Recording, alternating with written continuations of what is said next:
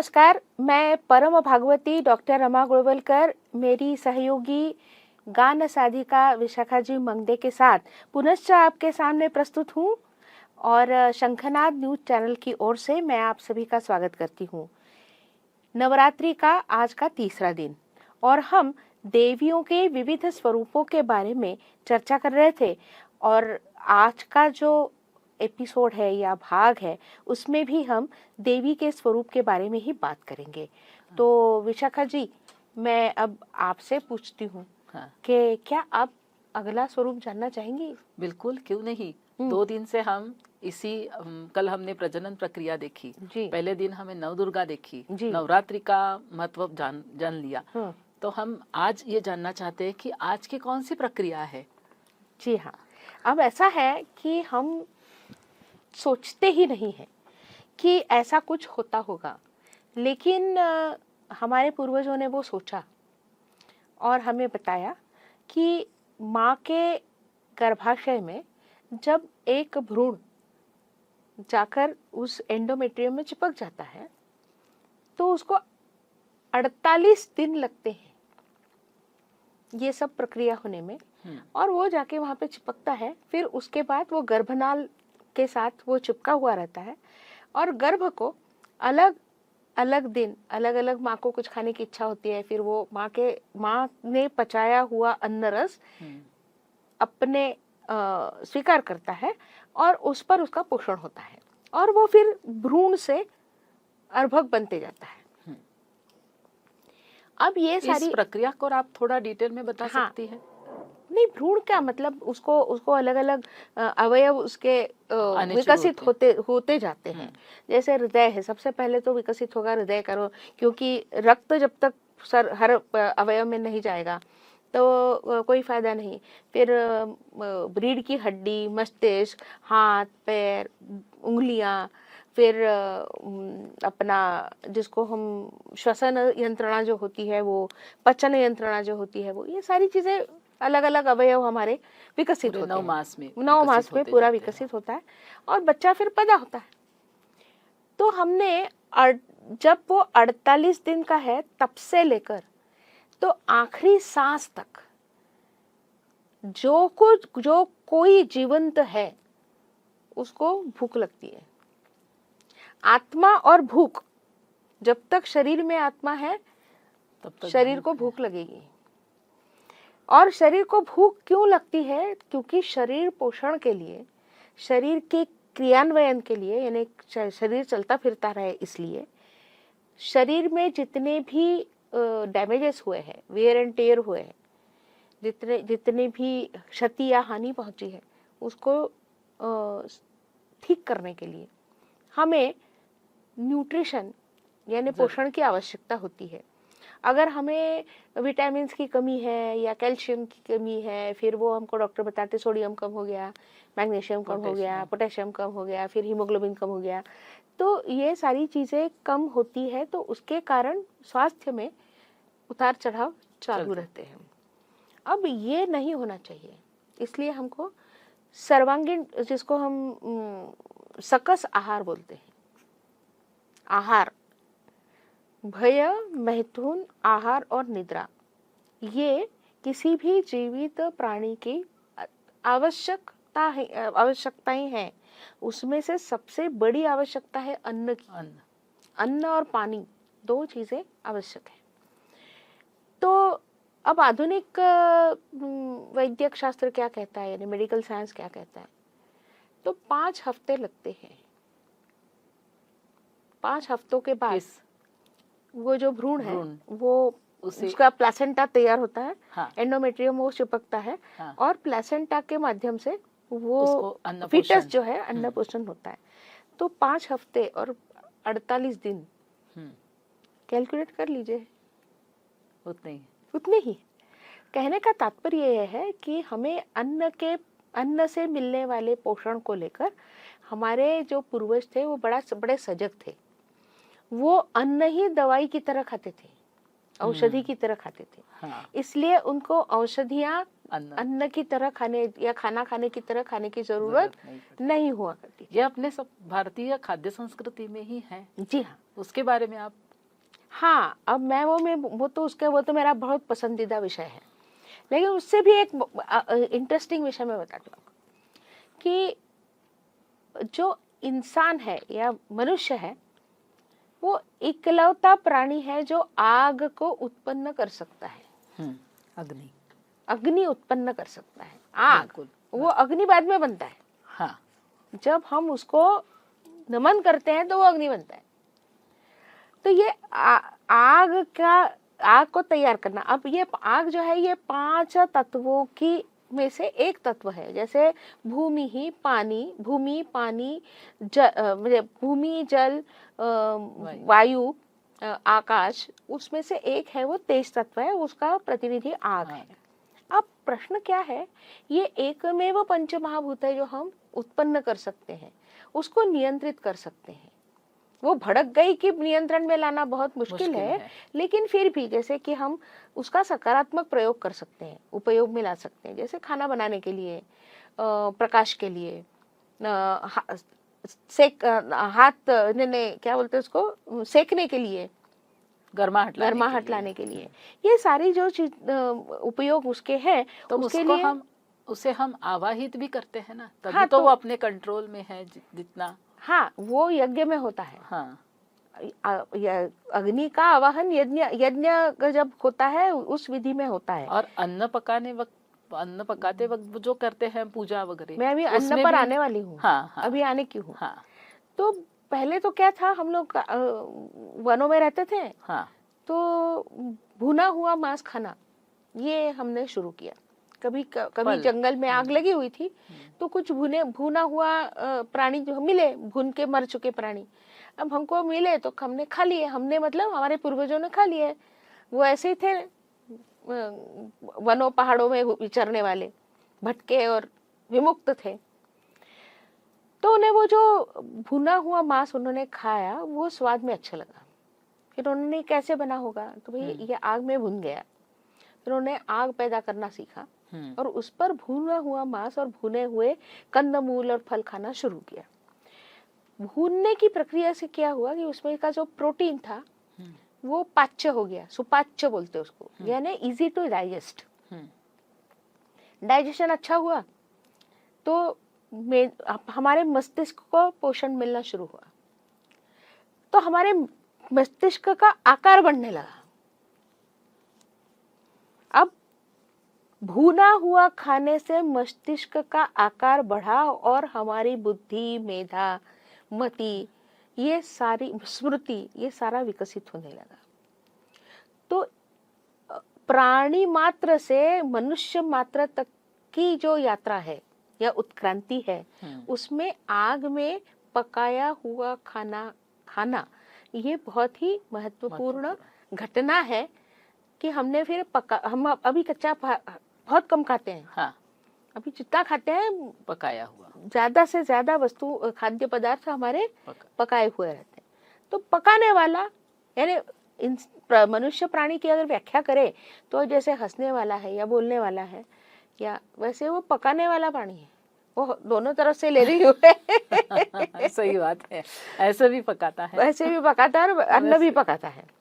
तो इसलिए ये जो अन्न की प्रक्रिया है, अन्न पर हम प्रक्रिया करते हैं, उसको पकाते हैं, यानी उसको या तो पहले तो उसको दानों को छिलटे से अलग करते हैं, फिर वो दाने या तो उसका पीसते हैं या फिर उसको जैसे स्प्राउट करते हैं उसको, या फिर उसको तेल में तलते हैं या सौते करते हैं। हाँ। फिर उसको शैलो फ्राई कर सकते हैं, या उसको उबाल के, उसका जैसे चावल उबाल के हम उसका भात बनाते हैं, वैसा दाल उबाल के उसका दाल बनाते हैं, या फिर उसको पूरी तरह से उसका आटा गूंथते हैं, उसको आटे को या तो फ्राई करते हैं या फिर तवे पे सेक कर उसकी रोटियां बनाते हैं, कभी उसमें कुछ स्टफिंग करके उसके पराठे बनाते हैं।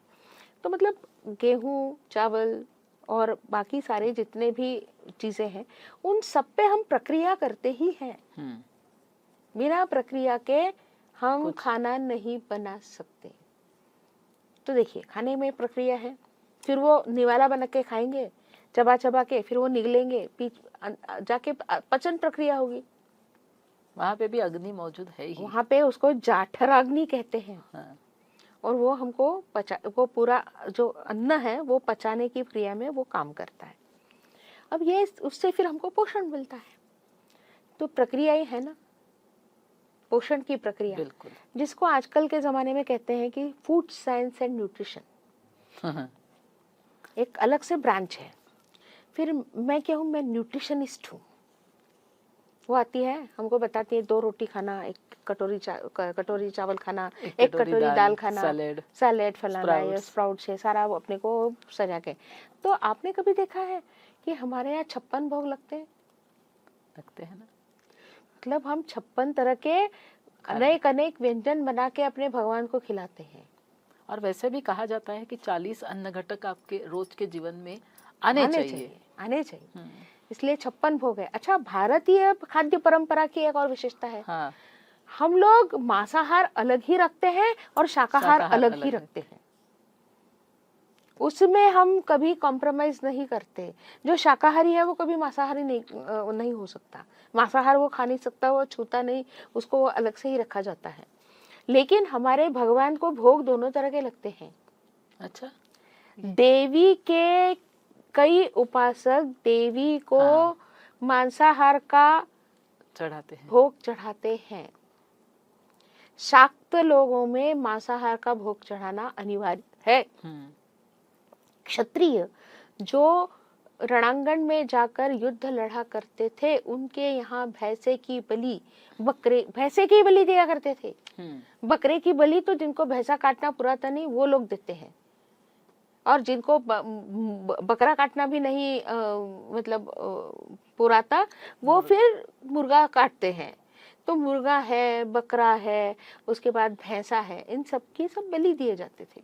और फिर उनका जो अवशिष्ट है, यानी भगवान को भोग चढ़ाने के बाद वो प्रसाद के तौर पे लिया जाता था। तो मांसाहार अलग है और शाकाहार अलग ही है। अब ये जब हम देखते हैं तो उसका और एक बहुत ही क्या बोलते उसको, टेस्टी थिंग मैं बताती हूँ। टेस्टी। दुनिया के किसी भी खाद्य संस्कृति में बघार नहीं दी जाती। हम लोग जब तक बघार ना दे तब तक हमको नमकीन पसंद नहीं आते। नमकीन वस्तुएं पसंद नहीं है खाने को। या तो आप पहले बघार दीजिए, या बीच में बघार दीजिए, या फिर अंत में बघार दीजिए, या ऐन वक्त खाना खाने के लिए जब बैठे हैं तो ऊपर से बघार तड़का दीजिए। तो दाल तड़का से लेकर तो अलग अलग तरह के अच्छा, तड़के में जो वस्तुएं हम लोग इस्तेमाल करते हैं वो आ से तो हिमाचल, आ सिंधु यानी कन्याकुमारी से लेकर कश्मीर तक, और गुजरात से लेकर तो बंगाल तक, असम तक, त्रिपुरा तक, जब तक तड़का लगता है तो वही होता है। राई होती है, जीरा होता है, मेथी दाना होता है, फिर कलौंजी होती है, फिर कभी कभी धनिया भी डाला जाता है, मतलब बघार के हींग डाला जाता है, कढ़ी पत्ता डाला जाता है, हरी मिर्च या लाल मिर्च डाली जाती है। मतलब सारे जो मसाले हैं वो वही है, लेकिन हर प्रांत की बघार अलग होती है। हर गृहिणी की बघार अलग होती है, और उसी से वो खाद्य पदार्थ का स्वाद अलग आता है। हाँ, अलग वो भी अलग अलग स्वाद का है। आप जो बनाएंगे वो मैं बना नहीं सकती, मैं बनाऊंगी आप नहीं बना सकते। तो बघार का अंतर है। तो जिस किसी ने ये बघार इजाद की, उत्पन्न की, मतलब उसका इसको ढूंढ के निकाला, उसको भी वो भी भारत रत्न की हकदार है, ऐसा मेरा कहना है। बिल्कुल।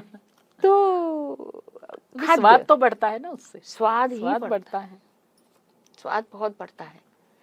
तो इस तरह से हम अन्न की प्रक्रिया करते हैं। तो आगे आप सवाल है? हाँ, मेरा तो सवाल था खाद्य संस्कृति के बारे में। आप बता रही थी तो आपने आसे तो हिमाचल सभी प्रकार की जगह से बता दिया है।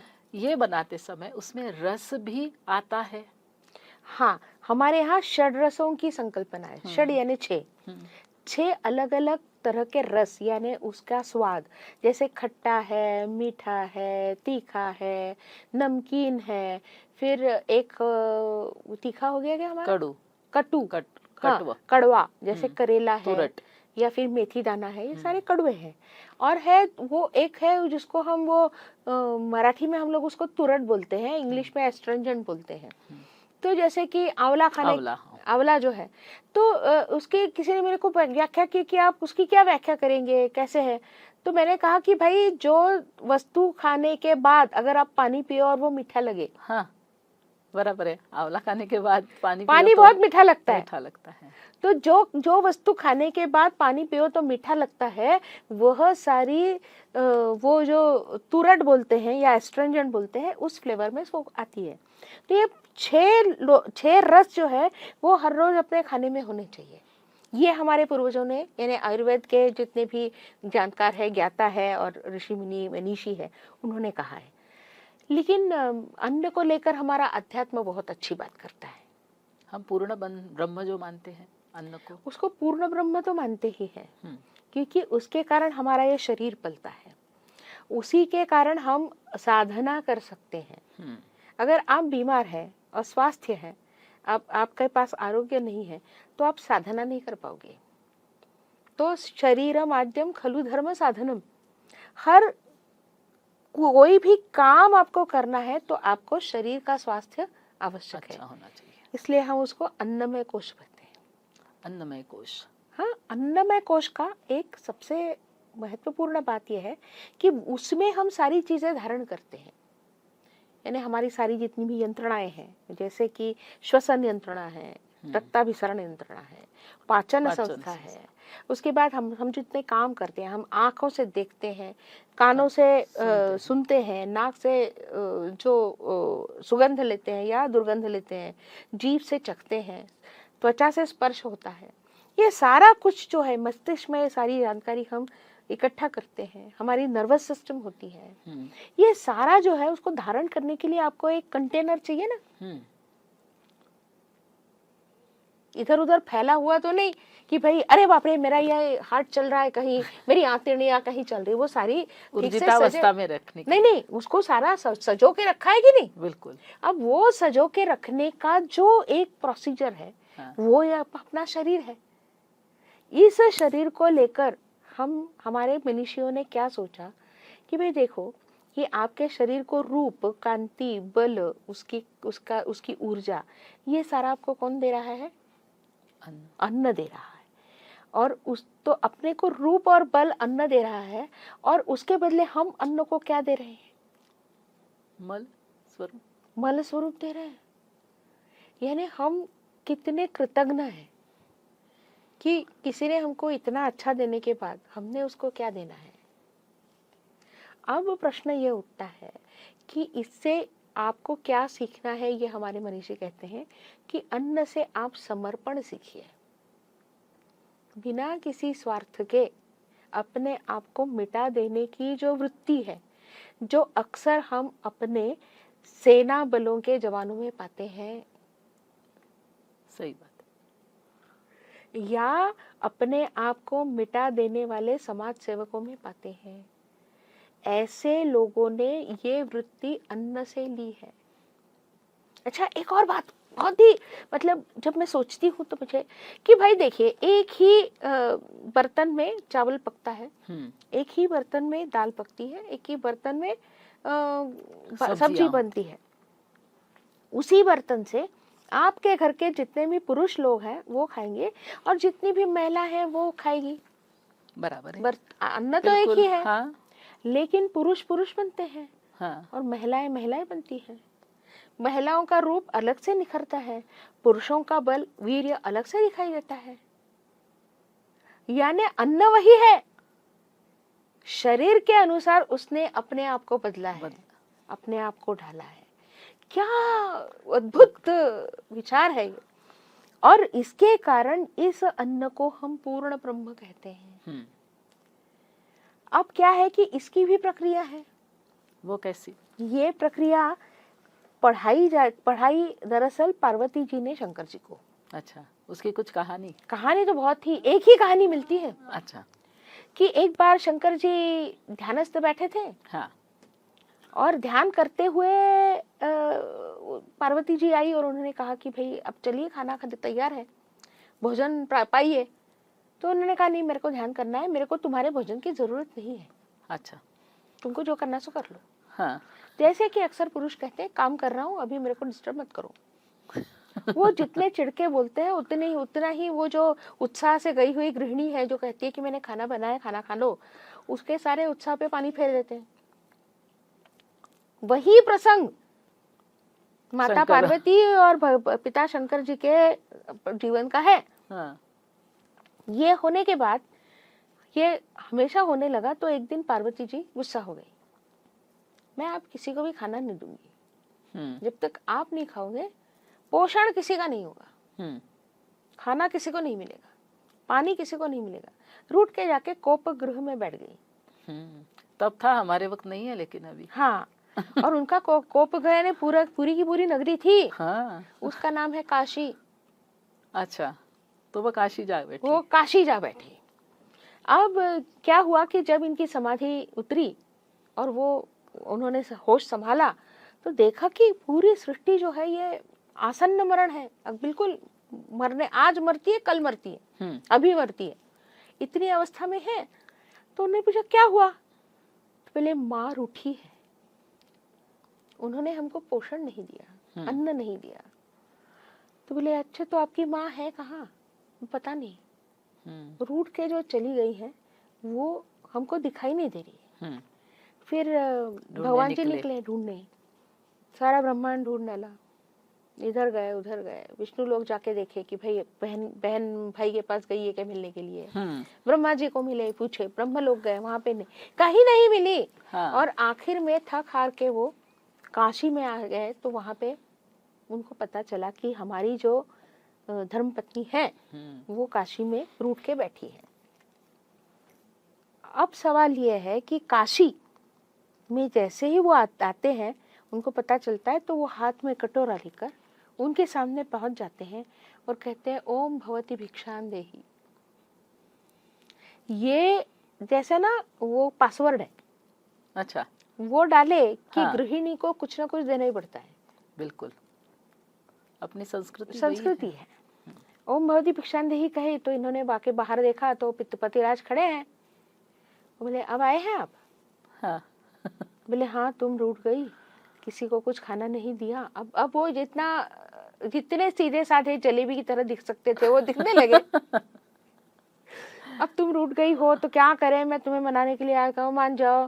फिर लल्ला पुच्चा चालू हो गया उनका। बोले कुछ नहीं, बोले मैं तुम ये आज कर रहे हो, कल फिर से मैं जब खाने के लिए कहूंगी तो आप वही करोगे। तो मैं अभी इस बार मैं किसी को नहीं, बोले सब मर जाएंगे। तो बोले आपको पता नहीं कि आपको खाना नहीं लगता, आप तो अविनाशी हो, लेकिन आपके द्वारा उत्पन्न की हुई जितनी भी सृष्टि है उसको तो खाना पीना लगता है। ये तो सोचो आप, उनको तो पोषण की जरूरत आवश्यकता होती है, ये तो सोचो आप। अब वो चली वो क्या अब छोड़ने वाली है? तो आधे पौन घंटे बहुत सुना के फिर बहुत हुआ, मतलब रण ही हुआ।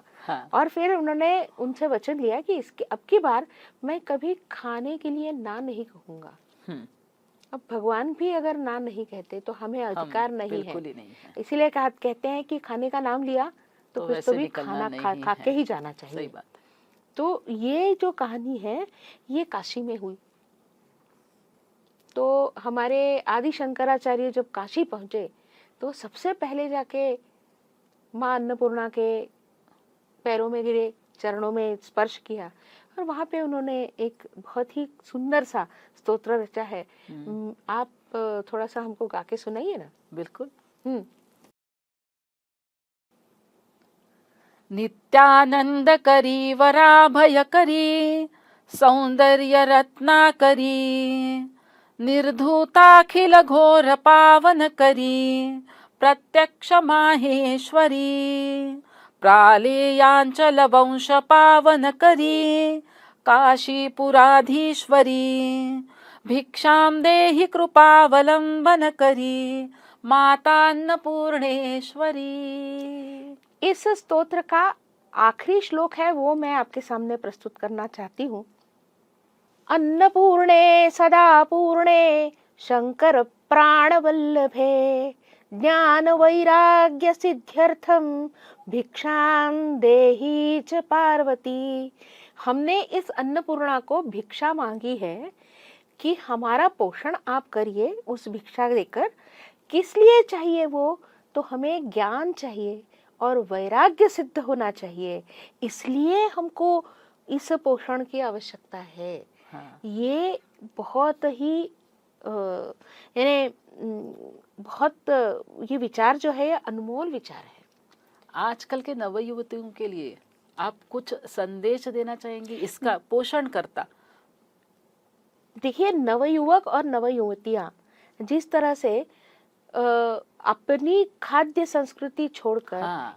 किसी अन्य की खाद्य संस्कृति, क्या होता है खाने का जो सारा ये है सारा जुगाड़ जो है ये स्थानिक होता है।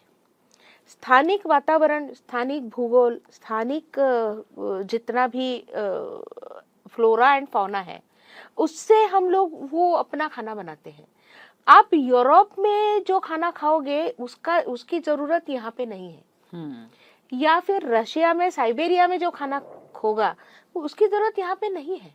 साइबेरिया ये जहाँ में हिमाच्छादित है, या हिमालय के चोटियों पे जो खाना खाया जाएगा वो हम दक्षिण में नहीं खा सकते। बिल्कुल, अलग अलग प्रांत का भी है तो फर्क ही है। लेकिन अब आपको ये बताना मुझे आवश्यक लग रहा है कि ये जितने भी न्यूट्रिशनिस्ट हैं इनको ये पता चला है कि हमारे यहाँ जो दाल भात उसके ऊपर घी और ऊपर से निचोड़ा हुआ नींबू और वो भी केले के पत्ते पे, this is called as super food nowadays. Khichdi, घी, नींबू, केले का पत्ता, सुपर फूड। दही भात, सुपर फूड।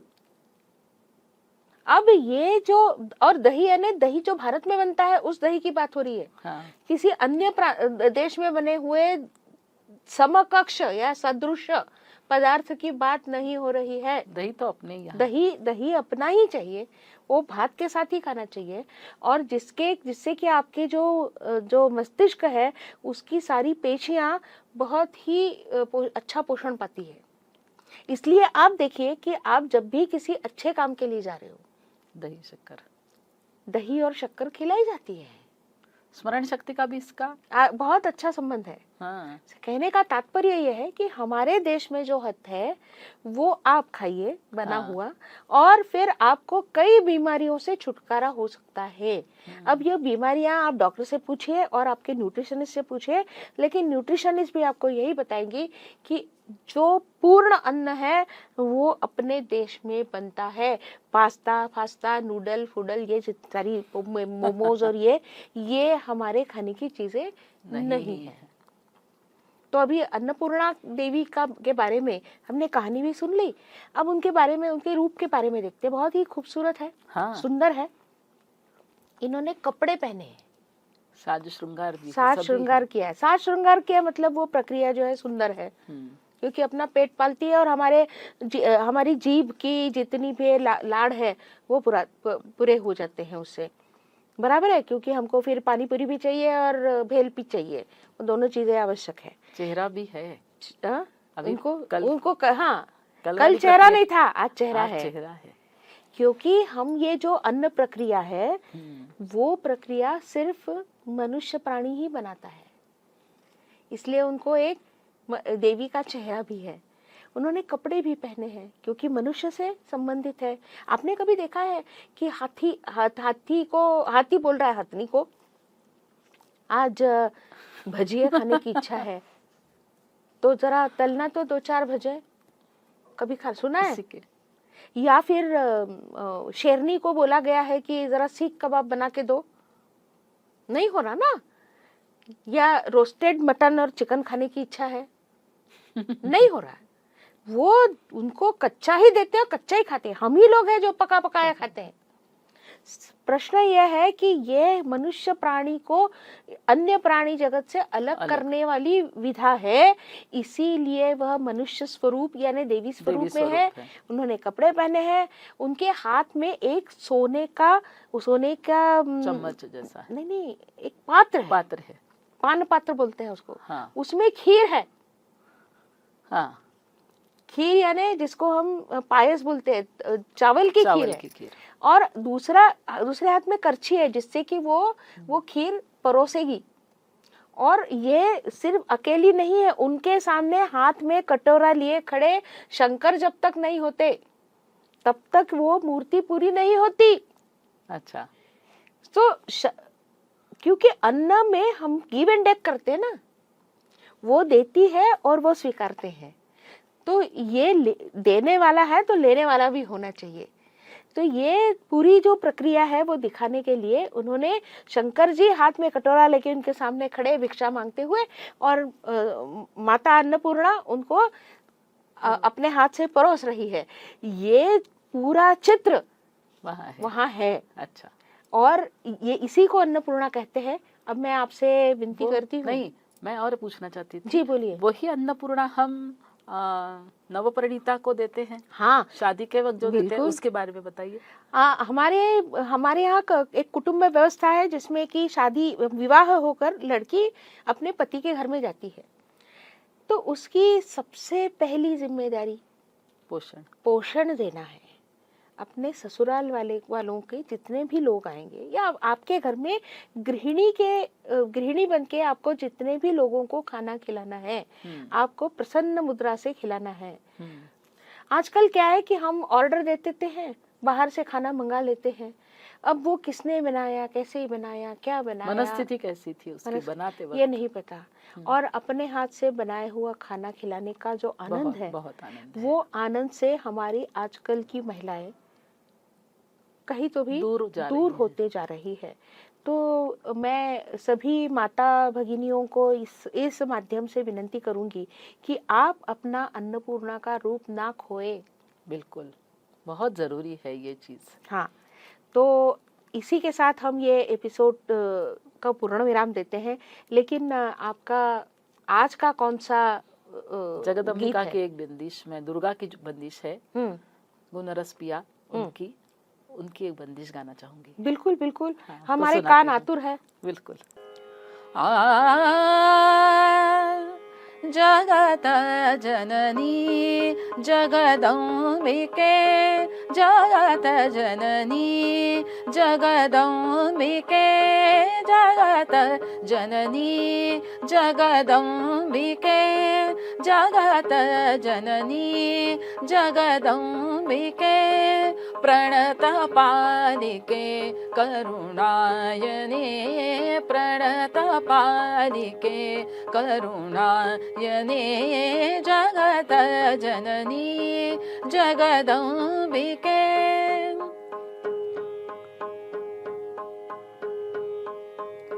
जय माता दुर्गे दुर्गाति हरे, जय माता दुर्गे दुर्गाति हरे, परम सुख दे विपद दे, परम सुख दे विपद दे, करे गुण रस स्तुति तोरी, करे गुण रस स्तुति तोरी, राग दुर्गा के मधुर सुरन सु, जगत जननी जगदम्बिके, जगत जननी जगदम्बिके, प्रणत पालिके करुणायने, प्रणत पालिके करुणायने, जगत जननी जगदम्बिके, जगत जननी जगत जननी जगत जननी जगदम्बिके।